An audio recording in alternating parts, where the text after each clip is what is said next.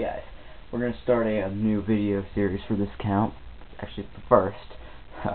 Anyway, this is going to be, I'm saying a lot. Anyway, this is going to be a new Smackdown review series. I'm going to be reviewing Smackdown every single week, and I'm going to start with this episode, which I have to admit, it was definitely the best this year. I'm going to get to that later. Alright, so the show starts off Kane versus Chris Masters. Now, the first thing I noticed in this match was, why was Kane in the first match of the night? Usually the World Champion's supposed to be in the last, well, except for SmackDown when Kendrick was always in the main event. Did anyone else find that funny, how Kendrick went from being a main eventer on SmackDown to a jobber on Raw? Whatever. Alright, so the match started off, and I actually didn't pay attention to most of this match. I actually more paid attention to the ending. Because, if you noticed, well, not the ending, but all the moves that he was doing. Because, if you knew, Masters had the most weird swinging neck breaks I've ever seen. I mean, it wasn't bad, but it was shocking how he pulled it off. I am like, whoa, how he managed to do it. Because he just took a 300-pound guy and swung him around like he weighed like 20 pounds. That was pretty impressive. Then you had him do the master lock, and everyone's like, oh, Kane broke it. No. Breaking it is when you use your arms and you slam him down. What Kane did was back up against the post. Difference. You screwed up. Whoever said, I think it was Todd Grisham. I don't think Matt Striker said. I think Matt Striker knew what you guy messed up. The match was kind of back and forth. But I did find it was really funny how Kane actually pulled off a leg drop. When I saw that, I was like, no way, Kane cannot pull off a leg drop. But he did. I'm like, wow. It wasn't really a leg drop, like a kick in the air one. It was more of a one where the guy's like down on his knees and then boom, gets hit inside the face. But it was still a leg drop. So I was like, nah, pretty good. So then the match went kind of back and forth. And then finally it came to an end. And Kane, you idiot. He botches the tombstone. No one seemed to caught this, but I did. See, when you do the tombstone, you're supposed to make sure that their head is below the ankles, because their ankles are supposed to, well, your knees, sorry, are supposed to hit the floor before the guy's head does, so you use your strength to keep the guy bouncing up. But no, Masters went straight on his head, you idiot. That's why I thought freaking, what's his name, the guy who, I forget his name now, Val Venus, when he did to China, that's why he broke her neck. Idiot. Well, I don't know if he actually broke her neck, whatever. Kane grabs the mic and does a promo, and it was like, just attacking the Undertaker, saying, you're a terrible brother, and all that crap. Like, I'm the champion now. I'm the devil's favorite demon. And I was laughing so hard, especially because this little Mexican kid, he starts walking, and you see this little Mexican kid, and he puts his arm here, and he's like, staring at the camera, he's like, I'm the new world champion. I'm the more dominant brother. And I'm like, you're gonna lose the belt hell in a cell. You're losing it in 9 days. You can have your fun, but we already know you're gonna lose. Especially after this ending. Especially that was funny when I saw that. I'm like, Kane's losing the belt. Who saw this coming? Oh, I did. Alright, so yeah, the Mexican kid made me laugh. Okay, so the next match was Cody Rhodes and Drew McIntyre versus the Hart Dynasty for the tag team titles. This match, I'll be honest, boring. It was, I'd never liked saying that match that involves Davey Boy Smith's kid, David, D.H. Smith. I never thought I'd say that one of his matches would be boring, because he's usually entertaining. But this, he and Drew do not work well at all. They have bad chemistry. So do Drew and Cody. So I'm like, why'd you put those two in a team? Maybe they get along backstage or something, but damn.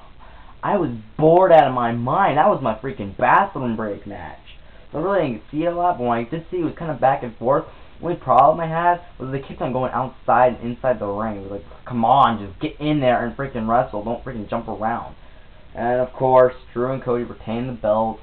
Who saw that coming? I don't even look spoilers, because even if I see the match, I'm like, he's gonna win. Alright, so Taker shown backstage, and it kept on following throughout the night. It just kept on happening. Like, Taker, we get it, he's old. Oh, God. And I'm like, this is just leading up to something tonight. I just know it. I just knew that there was going to lead up to something tonight. I didn't expect what happened, but I knew it was going to lead up to something. So, Alberto Del Rio, and he's talking. And I'm like, he's looking at the ground. I'm like, oh God, he attacked someone. I called it. He attacked Christian. Oh. Alright. Then there's a...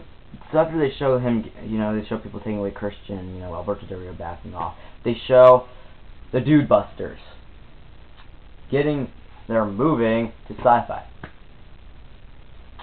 Sorry, I had to steal that from Stewie, but why move to Sci-Fi? Oh, gasp! I know why. 'Cause NXT's over. NXT's long gone. Sorry, NXT lasted 3 seasons. It had its run, but they just ran out of guys. And I'm still looking for... Where's McGillicuddy? I haven't seen him. I haven't seen any of the guys from NXT Season 2. I mean, did they have that Genesis thing going on? Did all of them get fired? Ow. Kind of funny, though. Alright, so the Raw recap. Yeah. Cena. Wow, you performed a drop kick. That was impressive. I'm sorry, I hate Cena. I hate Cena with passion. But seeing him pull off the drop kick actually makes me respect the guy a lot more. I was like, what was that? And I had to keep reversing. I'm like, whoa, he actually pulled off a good drop kick. I officially like Cena for that. I respect him that he can pull off a drop kick, a move that I can barely do. Speaking of which, after this, I'm going somewhere to wrestle. I'm just saying, I don't want to ruin you guys, saying you can perform moves. Anyway. So we have a Luke Gallows, CM Punk promo. We see, CM Punk's doing his thing as a heel, straight edge. I'm straight edge if you didn't know, you couldn't tell. I also have it on my arm right here, but it's fading a little bit. Anyway, so we have Gallows, and Punk's like, get out, I don't want you part of my society anymore. And then you see Gallows just picks him up and pushes him against the wall. You don't fuck with Festus, and he's on there, and he's like, I don't want to be part of your society. When I'm done with you, I'm going to have a beer. And I'm like, bad mic skills! It was terrible. I'm like, dude, you have the worst mic skills in the world. I've never seen mic skills that bad. So, yeah. As you can tell, I'm not a big fan of, Luke. I thought he was funny as Festus, but after that, it got kind of boring. Then we had Chavo Guerrero versus Kaval, and... oh my god, I marked out. I'm like, this is going to be good. A Smackdown match for weeks. I've been craving for a good match. Every single match with Kaval is usually greatness. But the one last week sucked. So when I saw him versus Chavo, I'm like, oh, heaven. And it was. Best match of the night. I wrote so many things down. The Three Amigos was good. Chavo was dominating. And I'm like, good. Chavo's actually doing pretty good. He hasn't freaking been winning anything. He's been getting his ass kicked the entire time. Alright, and then we have a running drop kick by Kaval. And then you would think that Kaval wins. Because Kaval, of course, looks like a main eventer soon. Because he won the NXT thing. But no. Chavo won. With a frog splash. Not even a good frog splash for that. I think he does a little better than Eddie with that one. I was like, whoa. Nice. And so yeah, and that was his first win, I think, in weeks. I don't recall him winning a match other than that. Okay, so we go to a commercial break, then Alberto Del Rio comes out because of Rey Mysterio's return next week, which I probably will see, even though it'll be live, and I don't have Sci-Fi, so I'm going to have to be a little delayed on that. I'll have to wait until like the next day in the morning and watch the show when I will get up, and I'll make the video after I'm, taking a shower and all that good shit. So, yeah, sorry if you're going to be like, oh, your videos are late. Sorry. Alright, so Alberto, he does have good mic skills. I never really liked the guy. But, pretty good. Yeah, he's not that bad. I mean, come on, he's no Rock. But he's definitely better than JBL was. I'm sorry, JBL, you had decent mic skills, but you were nothing like Alberto is right now. Alberto actually got me to do this. Because I want to kick his ass. Because he was insulting everything. And he actually insulted Rey pretty good, and I don't like Rey. But the fact that he took out Christian pissed me off.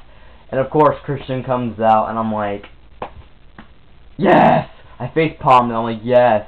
Because I got tired of hearing, Alberto run his mouth. And I'm not a freaking WWE mark. I'm not just for the face. I'm just for some of the heels. Or some people will be able to figure this out. I'm more of a branch between them. Anyway, so Christian comes out, and he might have been bad acting when Alberto, you know, took him down, because he's like, ah! But he actually, God, man, when he came out there, he was like, yeah, bitch, I'll kick your ass. So yeah, that's basically what happened.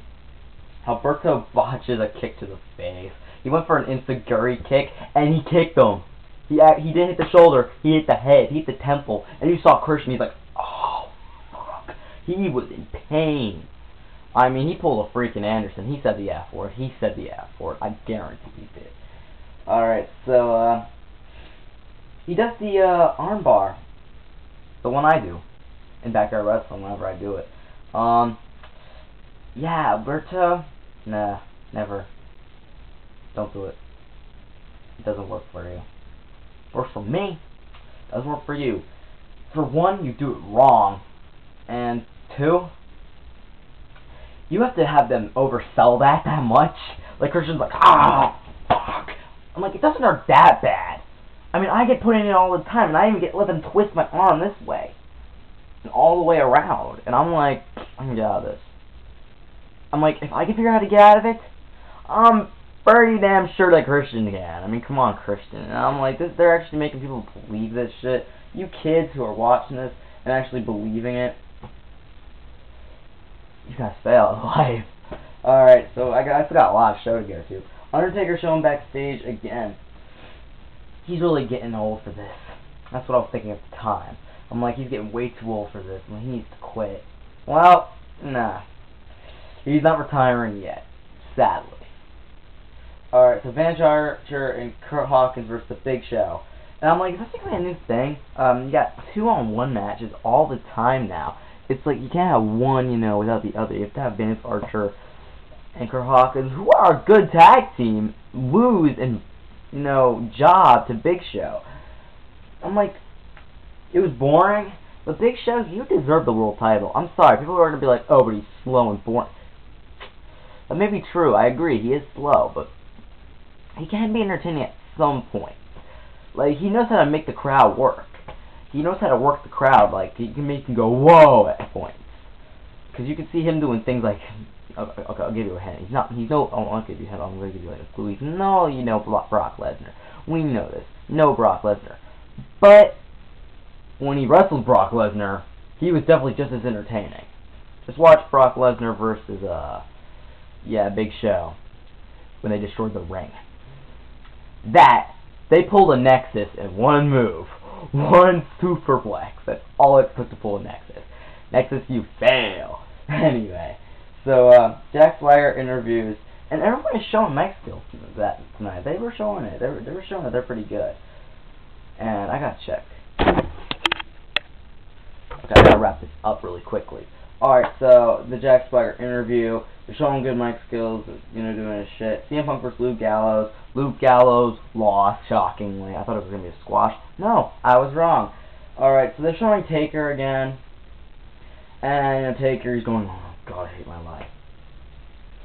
And we had Vicky Guerrero, she came out, and she's probably doing the Dolph Ziggler match. Something, and yes, she's like, my man Dolph Ziggler comes out. He versus MVP with a very good back and forth match. I'm rushing this really quick, good. And he's like, they had good back and forth, and then eventually Dolph's like, you know, fuck this. Because Vicky got pushed down by her rookie, I don't remember the name of. And, she, you know, she goes backstage. She gets locked in by this door of a truck going to Sci-Fi, which I thought was retarded. But, yeah, so, Dolph Ziggler, walks out, gets the 10 count, done. And then we had the Do-Busters, you know, the promo thing, and Taker, and he's actually showing good acting. He's like, because we knew something was up. So Ken goes out, and he's like, and I was like, oh my God, it's over. And of all his promos, it was one of his worst. But the ending sold it. A casket comes out, and I'm like, oh, this is gonna be cool. Because I knew there was a return of a guy. And I'm like, I knew who's in that casket. I gotta know who's in this casket. I know it. As Paul Bearer. Thank you. I've been dying for a Paul Bearer return for weeks, months, years, everything. Ever since 2004 Great American Bash, I've been dying for him to return. And he does. And Taker beats the shit out of Kane, because he got the urn. And Undertaker's back to power, And right now SmackDown's doing pretty good. 9 nights from now, I cannot wait to see Kane lose the belt and go to Taker and probably go off to someone else like Swagger or something. Because I'm tired of Kane being champion. To Kane, you deserve the belt. You deserved it more than anyone else. You've had your shot with it. Move on with your life. Win the belt a couple more times. I'm fine with that. Just don't be a hog of it. I miss the days where you used to be able to hold the belt for a year. But Kane, you really have just made this title worthless. Peace out, fuckers.